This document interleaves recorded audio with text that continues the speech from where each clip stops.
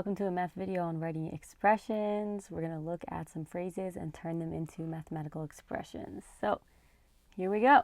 For number one, the sum of 5 and x. How can I express that in symbols? How can I write that expression? I know that a sum is the answer to an addition problem. So I'm going to combine 5 and x using addition. 5 plus x would be the expression that represents the statement in number one. Number two, the product of 2 and y. Well, again, I see one of my key words for my operations. The product is the answer to a multiplication problem.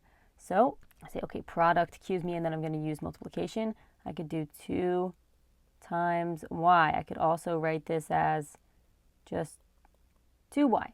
Perfectly valid. Now, something notable. For both number 1 and number 2, I could reverse the order. So I could also write x plus 5 here. I could also write this one as y times 2. Why am I saying this? Because both addition and multiplication are commutative, and that means that the order doesn't matter. Not all of our operations are commutative. Okay, so subtraction and division are not commutative.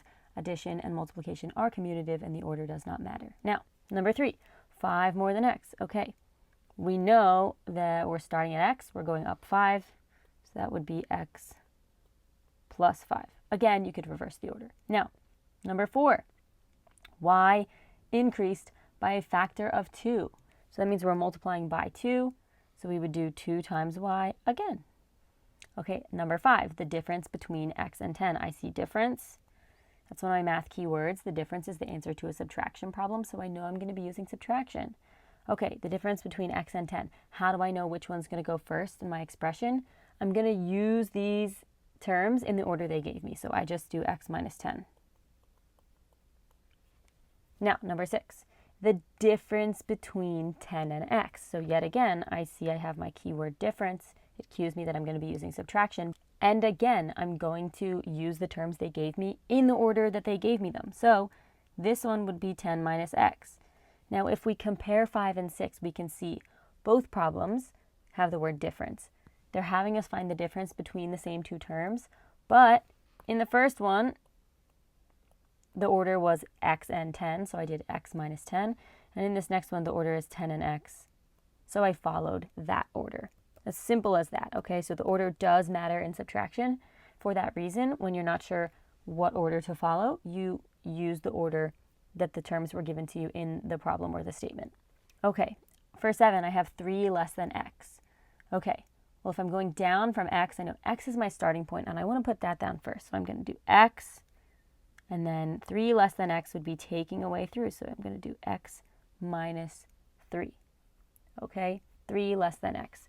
Okay, number 8, x less than 3. So again, I've reversed the problem, right?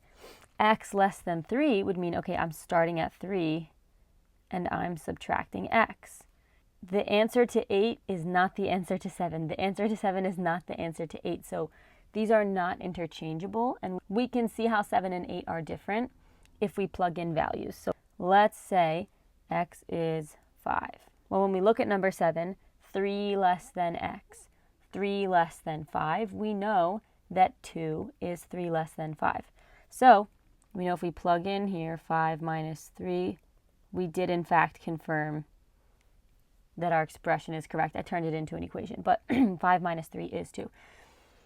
If I had read this and instead written 3 minus x, so I swapped 7 and 8. When I plug in, I get 3 minus 5. Well, 3 minus 5 is negative 2. Negative 2 is not 3 less than 5. Negative 2 is 7 less than 5, right? If I start at 5, to get to negative 2, I have to go down 5 to get to 0, and then down 2 more to get to negative 2. So this is incorrect. All right, the order does matter in subtraction. And we can do this similar check with number 8. So x less than 3. Okay, well, 5 less than 3, I can imagine I'm starting at 3. I'm taking away 5. When I take away 3, I end up back at 0. I have 2 more to take away. I'd end up at negative 2. Okay, so 5 less than 3 is negative 2. And let's see what happens here. If we do 3 minus 5, we do in fact get negative 2. That's correct. If I had in fact reversed it, okay, read the symbols, x less than 3, and written this right here, then when I plug in, I'd get 5 minus 3 equals 2. No, 2 is not 5 less than 3. 2 is just 1 less than 3, okay? So I hope this helps when you're writing expressions. If you find yourself getting mixed up with subtraction, you are not alone. There are many students that get confused with subtraction, positive and negative numbers, especially as they move into fractions and algebra. So please feel free to leave any comments or questions about those topics. Thanks for watching. Remember to like, sub, and follow for more videos.